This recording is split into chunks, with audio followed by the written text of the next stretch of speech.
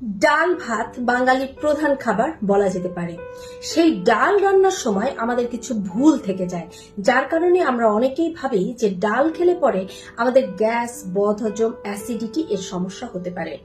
এই ডাল রান্নার সঠিক উপায় হলো ডাল রান্না করার আগে অন্তত 7 থেকে 8 ঘন্টা ভিজিয়ে রেখে দিতে হবে খাবারের পানি দিয়ে।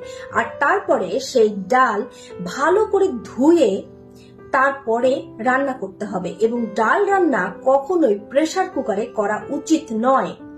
ডাল রান্না করতে দিলে আপনারা দেখবেন যখন ডাল ফুটছে তখন ওর ওপরে বেশ ফেনা থাকছে।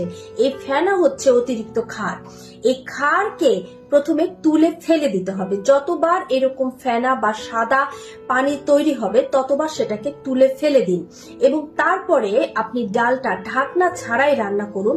এতে যেটা হবে যে অতিরিক্ত গ্যাস, বদহজম কিচ্ছু হবে না। আপনি ডাল খাবেন, ডাল খুব সুন্দরভাবে হজম হয়ে যাবে।